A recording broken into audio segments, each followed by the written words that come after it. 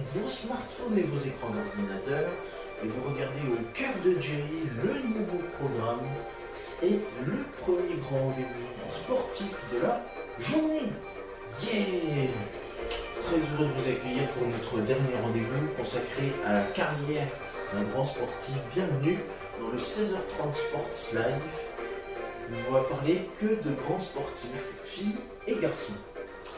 C'est parti, soyez les bienvenus. Nous sommes ensemble jusqu'à 17h pour ce dernier rendez-vous et vous êtes les bienvenus. C'est parti, en haut.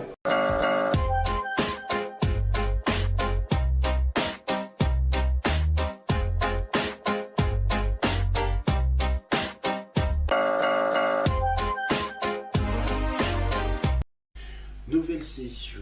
Dans quelques instants, nous allons parler dans ce 5e numéro de la suite de nos skieurs français. Et j'ai choisi une personne hyper importante. C'est vrai qu'on n'a pas parlé de lui. C'est un grand homme. Alors, prenez note, une feuille, un stylo ou un ordinateur ou les mains dans les poches. Et c'est parti pour de nouvelles aventures. Nous sommes ensemble jusqu'à maximum minuit et vous êtes les bienvenus. C'est parti en août. Il est 23h30.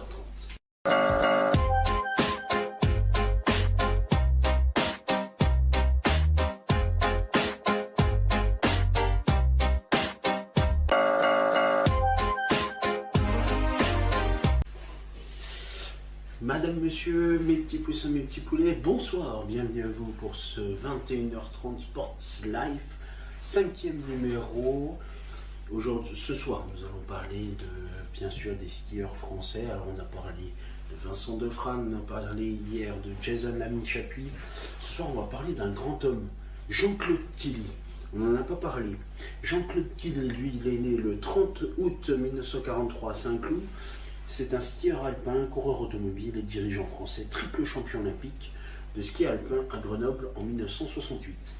Il fait partie de la grande génération des skieurs français des années 60 qui dominent les compétitions alpines sous la direction d'Honoré Bonnet. À cette époque, il est un sportif sous contrat avec les douanes françaises. Par la suite, il devient membre du Comité international olympique, CIO, au sein duquel il dirige plusieurs commissions de coordination des Jeux olympiques d'hiver, préside l'organisation d'événements sportifs majeurs en France et siège au conseil d'administration de plusieurs grandes compagnies. Il est dans les années 90 jusqu'à 2001 président directeur général d'Amaury Sport Organization. Au cours de sa carrière sportive, Jean-Claude Killy devient le deuxième skieur après Tony Seller. En 1956, a remporté les 3 épreuves de ski alpin, descente, slalom, slalom géant, lors des mêmes Jeux olympiques en 1968 à Grenoble, et l'un des 2 Français à avoir remporté 3 médailles d'or au cours de mêmes Jeux olympiques d'hiver, avec Martin Fourcade. Il gagne également 6 titres de champion du monde et s'adjuge les 2 premières Coupes du monde de ski alpin de l'histoire, en 1967 et 68. Il détient par ailleurs durant 50 ans le record de victoire pour un skieur français en Coupe du Monde et se reconvertit ensuite dans les sports mécaniques et participe aux 24 heures du Mans entre autres. Après sa carrière sportive, il prend des postes importants au sein de divers organismes sportifs, membre du comité exécutif alpin de la Fédération internationale de ski, membre du CIO, coprésident du comité d'organisation des Jeux olympiques d'Albertville en 1992, président de la commission de coordination des Jeux olympiques d'hiver du CIO, président exécutif du directeur des mondiaux de ski de alpin de Val d'Isère en 2009. Il démissionne du CIO à 70 ans en mars 2014. Jean-Claude Killy a donné son nom au grand domaine skiable qui regroupe les stations savoyardes de Tignes et de Val d'Isère. Né à Saint-Cloud, il grandit à Val d'Isère où ses parents Robert Killy et Madeleine de Rieder s'installent quand il a 3 ans. Son père Robert, suisse originaire de Saint-Aubin-Sauge, est naturalisé français en 1937, le 22 décembre, et pilote de chasse dans la Royal Air Force pendant la Seconde Guerre mondiale. S'installe en 1946 à Val d'Isère où il gère un hôtel, la Bergerie, avant d'ouvrir un magasin de sport dans la rue principale de la station, actuellement tenu par le frère de Jean-Claude. Lorsque ses parents divorcent, il est placé en pensionnat dans la vallée et déprime car il est coupé du ski. Il est par la suite élevé par son père. À force de volonté, il surmonte toutes ses épreuves et remporte tous les titres de la catégorie junior des championnats de France à la Clusaz en 1960. Le jeune Killy fête à 18 ans sa première grande victoire lors du Critérium de la première neige de Val d'Isère en 61, puis sa première classique à Garmisch-Partenkirchen en dominant le slalom géant de Arlberg-Kandahar en 64. C'est le début d'une brillante carrière. Ses aptitudes physiques, techniques, mais surtout mentales, permettent de s'imposer dans toutes les disciplines du ski alpin, descente, slalom géant, slalom et combiné. Il possède un temps d'avance sur ses concurrents avec sa prise de risque, sa vision de la meilleure ligne et son départ catapulté qu'il utilise à partir de 66. Jean-Claude Killy confirme très vite son potentiel en devenant double champion du monde en descente et combiné à Portillo en 66 et en remportant les courses d'Arlberg-Kandahar en 66-67 ainsi que les classements généraux des deux premières éditions de la Coupe du Monde en 67. Il est un des rares champions à avoir triomphé dans le même week-end dans des classiques comme le Loberhorn de Wengen ou la Strafe de Kitzbühel, où il enlève d'abord la descente puis le slalom. En janvier 67, il s'impose dans 6 courses de suite dans 3 spécialités, d'abord à Adelboden en slalom géant, puis à Wengen et Kitzbühel en descente et slalom, et enfin à Megève en descente. En 67, il gagne les 5 descentes de la Coupe du Monde et devient lauréat du Grand Prix de l'Académie des Sports. L'apogée de sa carrière est atteinte lors des JO de 68 à Grenoble. Killy réalise le triplé olympique sur les pistes de Chamrousse. Il devient ainsi l'égal de Tony Seller, qui avait fait de même en 1956 à Cortina d'Ampezzo en Italie, et entre dans la légende olympique et du ski. Hugo Frey est à cette époque l'auteur d'une chanson intitulée « C'est tout bon », faisant un éloge amusant à Jean-Claude Killy. Après avoir tout gagné en ski, il arrête sa carrière un mois après les Jeux Olympiques de Grenoble, à moins de 25 ans, et se lance dans les sports mécaniques, comme le fera plus tard un autre compatriote que nous en parlerons demain dans ce 23h30 Sports Life. Il s'agit de Luc Alphand. En participant à de nombreuses courses dont les 24 heures du Mans, puis dans le cinéma. Sportif et éclectique, celui que ses rares véritables amis appellent familièrement Toutoun, sait aussi parfaitement mettre à profit son image de grand champion avec l'aide de Mark McCormack, fondateur de l'agence de management américain IMG, après que la station de Val d'Isère eut repoussé son offre de collaboration. Mais son image ne s'arrête pas uniquement au sport. Jean-Claude Killy connaît également le succès dans les affaires avec notamment une société de vêtements et de ski, pour laquelle il reçoit l'Oscar de l'exportation en 1992 et diverses collaborations comme promoteur de nombreuses multinationales comme General Motors, United Airlines, Head Rolex et Coca-Cola. Cependant, il n'oublie pas sa passion première, le ski. Et c'est ainsi qu'il contribue à développer l'image de ce sport en participant à l'amélioration des moyens techniques, de sécurité et de promotion des stations hivernales et en devenant membre du comité exécutif alpin de la Fédération internationale de ski, FIS, pendant plusieurs années. Avec son ami Michel Barnier, il lance la candidature d'Albertville pour l'organisation des JO, puis il sera coprésident du comité d'organisation des 16e Jeux d'hiver en 92. C'est lui qui décide de nommer Michel Platini pour allumer le flambeau olympique contre l'avis de nombreuses personnes. Il préside ensuite la commission de coordination des Jeux Olympiques d'hiver de 2006 à Turin. Enfin, en 2004, il joue un rôle important dans l'attribution des championnats du monde de ski alpin en 2009 à Val d'Isère, lors du congrès de la FIS de Miami.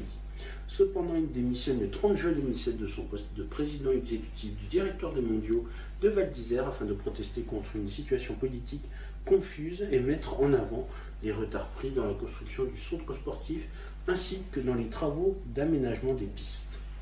Depuis plus de 20 ans, le domaine skiable qui s'étend du col de l'Iseran à Val d'Isère au glacier de la Grande Motte à Tignes porte le nom d'Espace Killy. De 2007 à 2014, il est coordinateur du CIO pour l'organisation des JO d'hiver de 2014 à Sochi. Après les JO d'Albertville, Jean-Claude Killy rejoint Amaury Sports Organization, entreprise qui gère le Tour de France et le Paris-Dakar. Il quitte l'entreprise en 1999. Il soutient aussi la candidature de Paris pour accueillir les Jeux Olympiques de 2012, mais son prestige et son rôle dans le CIO, dont il est membre entre 1995 et 2014, ne suffisent pas à faire pencher la balance en faveur de la capitale française face à Londres, en raison des intrigues politiques qui perturbent la candidature parisienne. Sa carrière fut reconnue par l'État français qui lui remet la Légion d'honneur en 1968 lors d'une grande cérémonie à l'Élysée présidée par le général de Gaulle.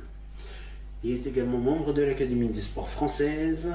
Il habite près de Genève pendant de nombreuses années. Il pilotait son propre hélicoptère lors de ses déplacements en France et à l'étranger. Sa vie a été retracée dans une biographie de Thierry Dussart, Jean-Claude Killy, paru chez Lattès en 1991.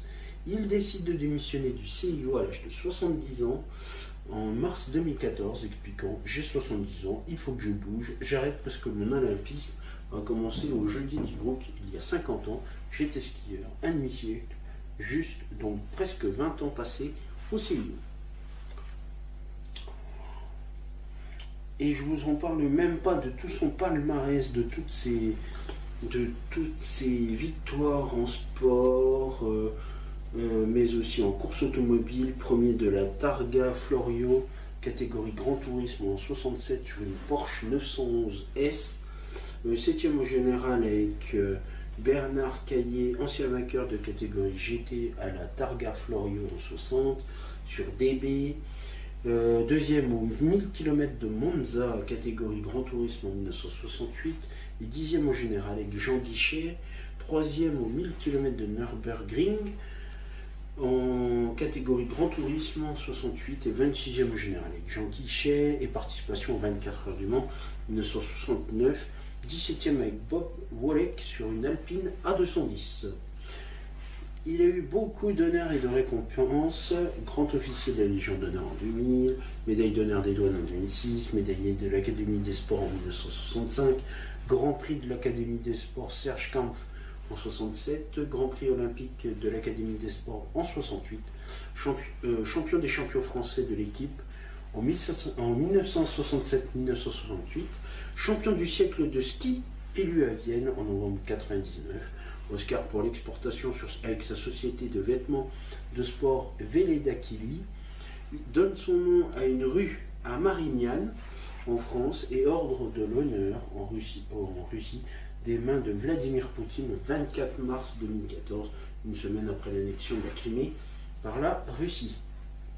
Et il y a également des livres que vous pouvez retrouver autour de Jean-Claude Killy, notamment Jean-Claude Killy, Bibliothèque verte Hachette, paru en 68, Ski avec Killy, ma méthode de ski aux éditions spéciales. En 69, Tout le ski aux éditions de Noël Filipacci avec Yves Godet et Del Mulcahy en 1978. Jean-Claude Killy, biographie de Thierry Dussart aux éditions Jean-Claude Lattès en 91. Passion sport, Michel Clar et Claude Droussan avec une préface de Jean-Claude Killy aux éditions Atlantica en 2007. Jean-Pierre Vidal, Jeux Olympiques d'hiver, la belle histoire des champions français aux éditions Jacob Duvernay en 2013, Jean-Claude Killy et Michel Harpin, Skier pour gagner aux éditions Nathan en 80, et Jean-Claude Killy, J.C. Kay, le livre d'images coffret comprenant les ouvrages Apprendre et entreprendre en 2018.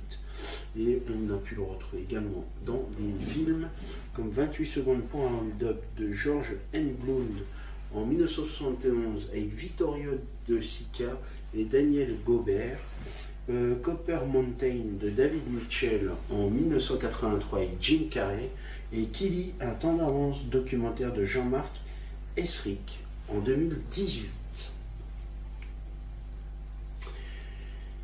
Et justement, ce 28 secondes pour un hold-up, c'est là qu'il va rencontrer sa future épouse, Danielle Gobert.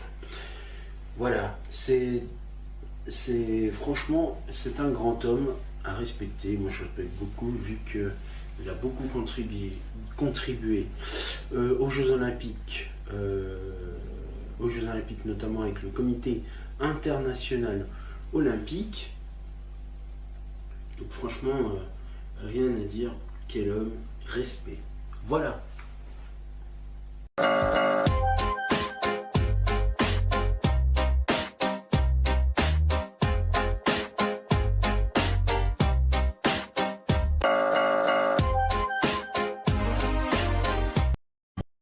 pouces à mes petits poulets. Vous pouvez voir s'afficher sur votre écran les réseaux sociaux, mais aussi le compte YouTube d'AdoKids TV. Commentez, likez sur Facebook et Instagram et abonnez-vous à la chaîne YouTube d'AdoKids TV. Et regardez-moi ça, c'est pas beau? Du 2 en 1 les mecs. Et les filles d'ailleurs, et les meufs. Et oui, la tenue de sport est là, avec mon magnifique bandeau. Et là, mes lunettes et ma tenue de scientifique. Oui, c'est la fin de ce Au cœur de Jerry. Merci à vous de votre fidélité et de nous avoir suivis. Prochain rendez-vous demain pour de nouvelles aventures. Et tout de suite, je vous attends avec ma tenue de luxe pour le monde de Jerry. Et oui, il y a une suite, c'est le 10/20 et c'est dans quelques instants. Alors à demain pour les grands sportifs et à tout de suite pour les grands scientifiques avec une nouvelle tranche horaire et des nouveaux rendez-vous. Merci, salut.